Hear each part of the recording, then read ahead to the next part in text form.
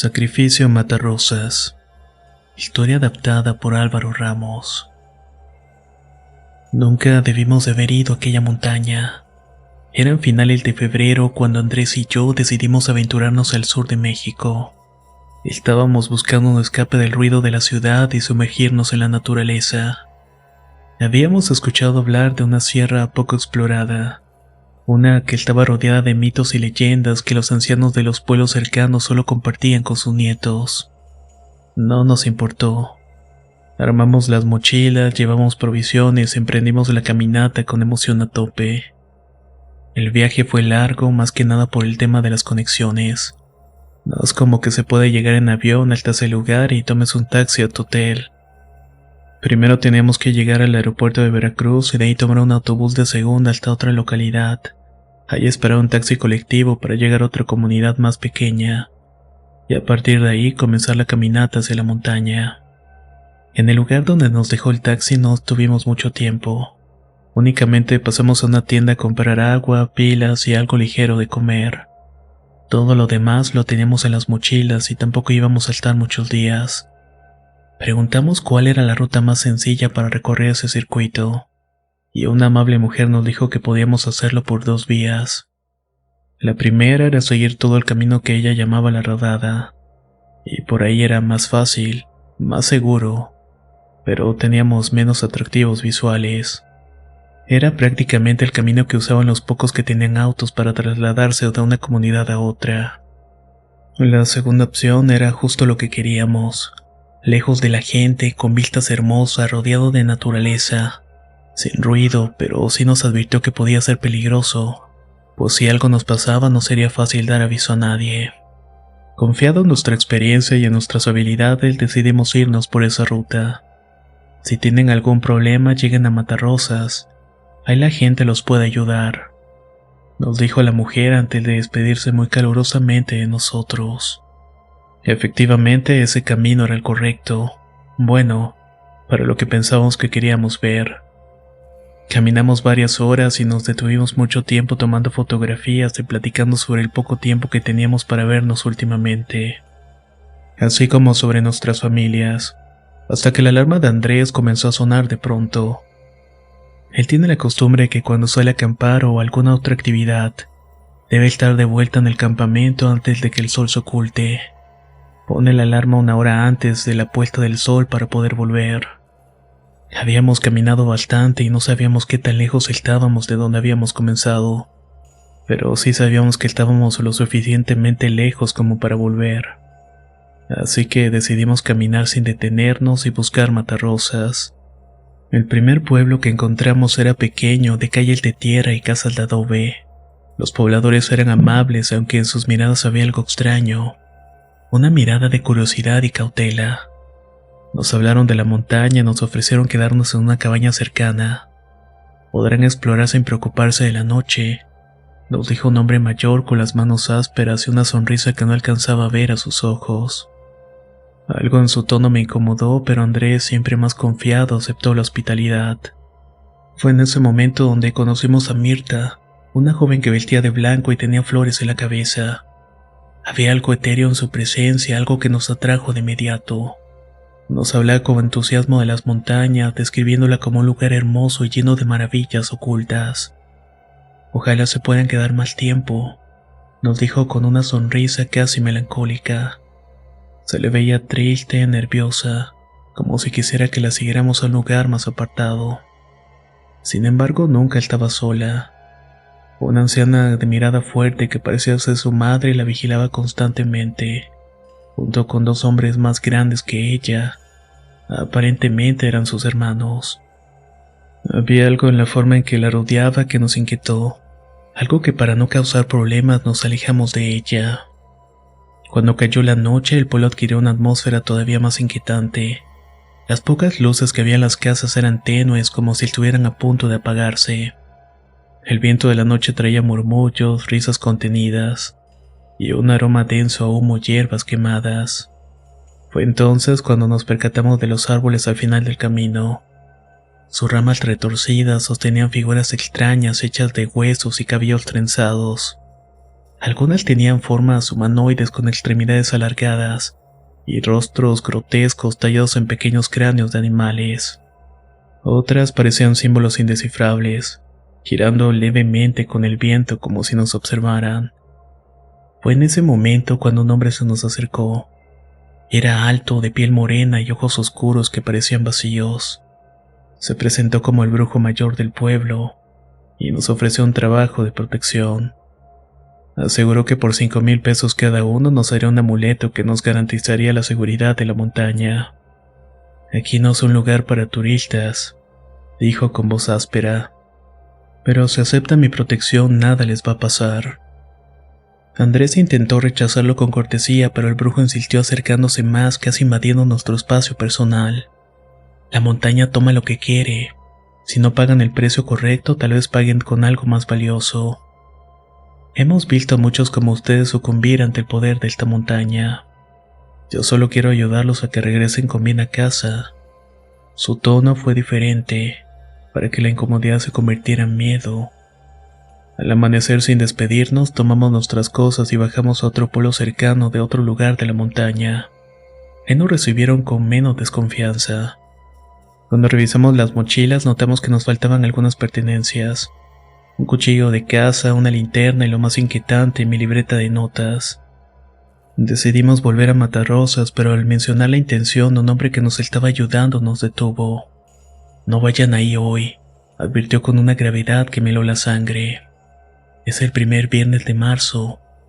Esa gente protege la montaña, y es un día muy especial para ellos. Interrumpirlos sería como faltarles al respeto. Entendíamos que había lugares donde les gustaba respetar mucho sus tradiciones, pero en esa libreta había cosas muy personales. Recuerdos de momentos felices, tristes y, por qué no decirlo, había cosas que me ponían a arruinar un poco la vida como la conocía, por lo cual yo tenía que volver sí o sí. Así que no hicimos caso y volvimos con la idea de que nos habían robado. Íbamos lento y era como si en el fondo no quisiéramos volver. No por miedo. Era más que nada porque eso nos quitaría tiempo para hacer lo que realmente queríamos hacer. Pero ¿qué te puedo decir? Soy muy terco cuando se trata de cosas personales. Tardamos un par de horas más en llegar, casi a las 3 de la tarde. Yo pensaba que solo llegaría al lugar donde dormimos. Pediría de vuelta mi libreta y regresaremos a la ruta. Pero al llegar la atmósfera había cambiado. Había fogatas encendidas y gente moviéndose entre los árboles, como si de sombra se tratara. El sol no salía directamente, pero a través de los árboles podías ver ese halo de luz que cae directamente al suelo, como marcando el lugar exacto donde colocarse. La gente se veía tan rara y apresurada que decidimos no mostrarnos de inmediato. Nos quedamos escondidos en un matorral en una ladera antes de que supiéramos que estábamos ahí, y lo tomaran tal vez como una ofensa. Desde la ladera vimos que se trataba de algo un tanto ceremonial. Había personas con vestimentas muy decoradas que se colocaban en los puntos que marcaba la luz del sol, entre aquellos árboles extraños al final del camino. Era la ceremonia. Hombres y mujeres de túnicas oscuras rodeaban un altar de piedra. Una joven estaba atada, y su piel se veía más pálida bajo la cada vez más tenue luz del sol. La gente alrededor murmuraba en una lengua local y de pronto prendieron en fuego un círculo con una estrella dentro. La luz provocada por el fuego de la estrella iluminó mejor los rostros de las personas, especialmente de la joven que tenían atada.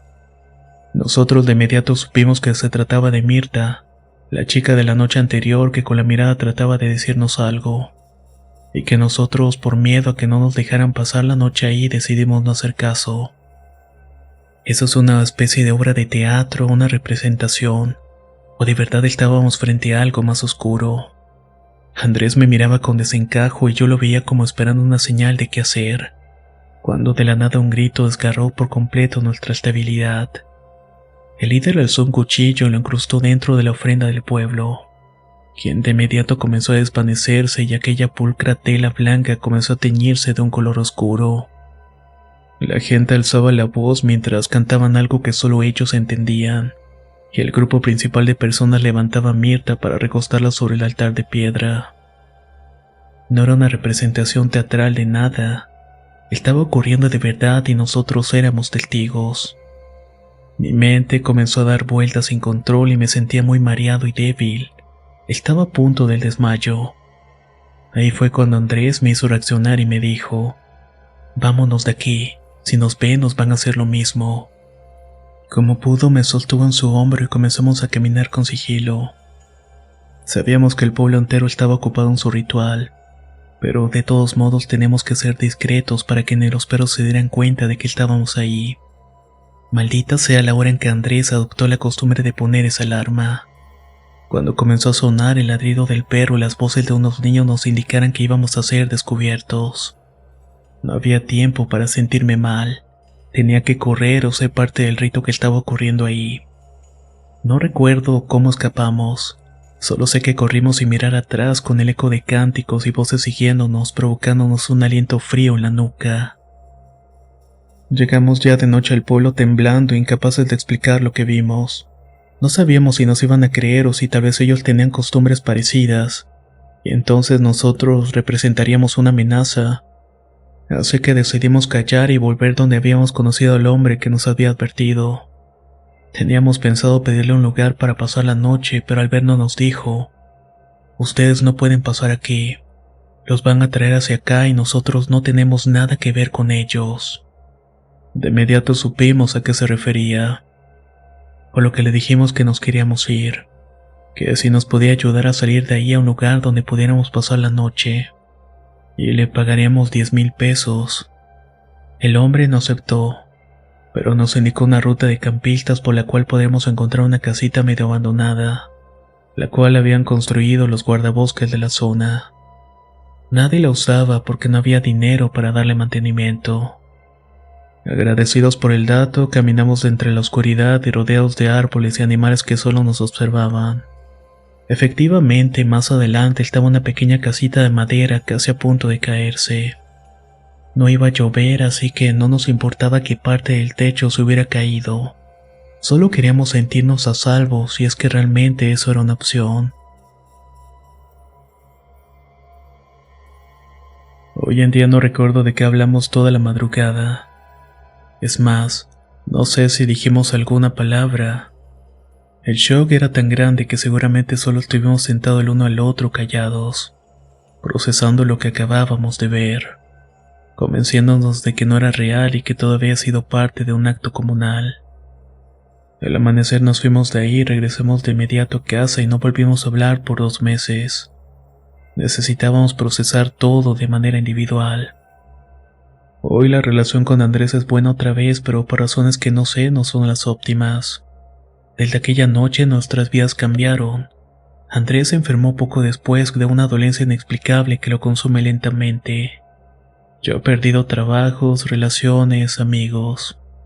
Una sombra parece seguirme en cada esquina, un murmullo que susurra mi nombre cuando intento dormir. Siento su presencia en los espejos, en las ventanas y en los rincones oscuros, ahí donde el ojo humano no debería ver nada.